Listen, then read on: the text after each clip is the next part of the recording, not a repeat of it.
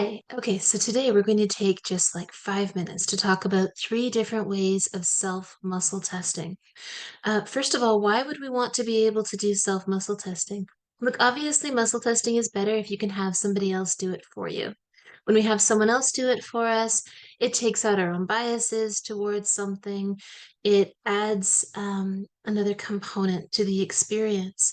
But sometimes you're by yourself. Sometimes you haven't had an opportunity to take a course or something like that yet. Sometimes you're just trying to decide which bottle of vitamin C is the best for you on the market shelf. And when these things happen, it's really handy to be able to do a manual muscle test on yourself.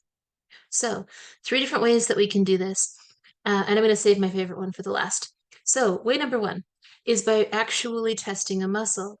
Now, if you take a class like Touch for Health, we show you how to test lots of different muscles, and you get a lot of advice and information about how to make sure that your muscle tests are accurate, how to challenge muscles in different ways.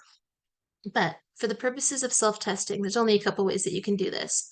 Most people use something like what we might call the O-ring test. So the O-ring test is exactly what it sounds like. You put your hands together and make little rings, like a little interlocking chain. And you start by asking something really simple, like, show me a yes, show me a no, or show me a lock, show me an unlock. And you just start practicing that. Now, at first, when you do this, you're going to go, well, is that actually a lock? Or is it locking because I'm saying the word lock and, psychosomatically, I'm making that lock? Doesn't matter. You're just training a response, right? So you do this a few times, and then you start asking questions that you already know the answer to. Is my name Alexis? Is my name Bethany? Okay.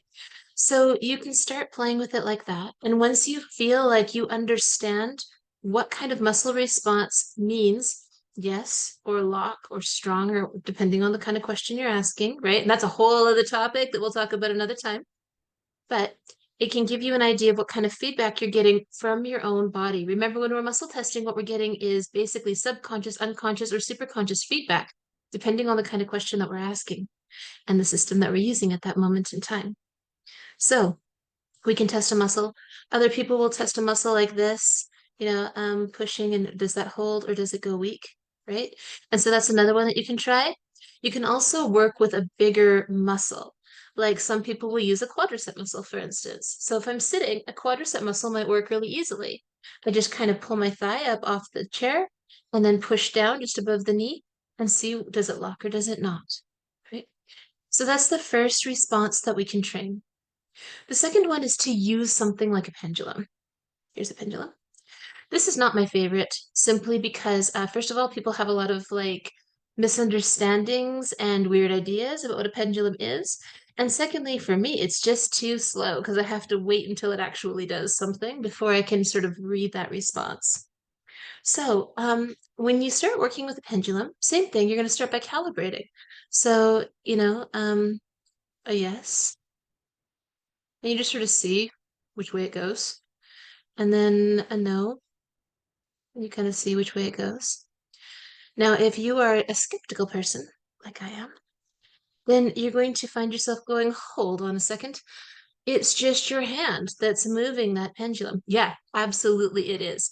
It is your muscles that are moving this thing, right? And that is the secret to it. There's no external force, there's no magic, there's nothing like that that is making this move in one direction or another.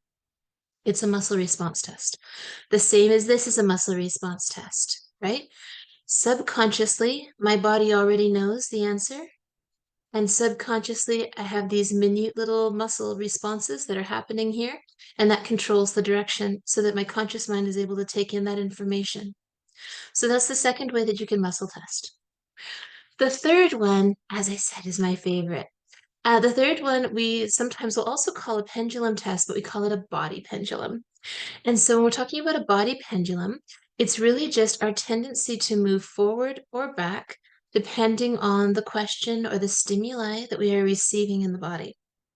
So I'm sitting right now, but when you practice this, practice it standing. And the reason why you practice it standing is because if you're standing, you have a lot, it's like a longer fulcrum, right? This is physics. you have more feel to like, are you moving or not? So you'll get a bigger response. And while you're training your body, a bigger response is just easier to read.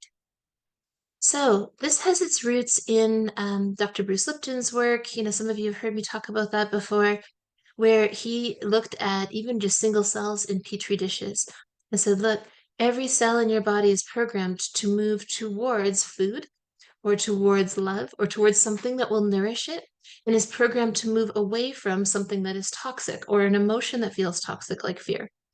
So when we hold something to our body, and our body, if it's good for us, there should be a response to move forward toward it. And if this is something that is going to be potentially toxic for us, there's a tendency to move backward away from it. And you calibrate this the same way. Basically, you start just training your body. So, like, yes, and leaning a little bit forward, and no, and leaning a little bit backward. It doesn't have to be a big movement, but it can be while you're training. And just start again, you know, getting a feel for what does it feel like when my body is moving forward towards something? What does it feel like when my body is moving away from something? And occasionally, you might even get something that's a true neutral. How is this? I don't know. Doesn't really matter. It's not a positive, it's not a negative, it's just here, right? So you start playing with this response. And this can be very, very helpful because once you have calibrated this properly and you know how it feels to be moving forward or backward, it can be a very subtle kind of motion.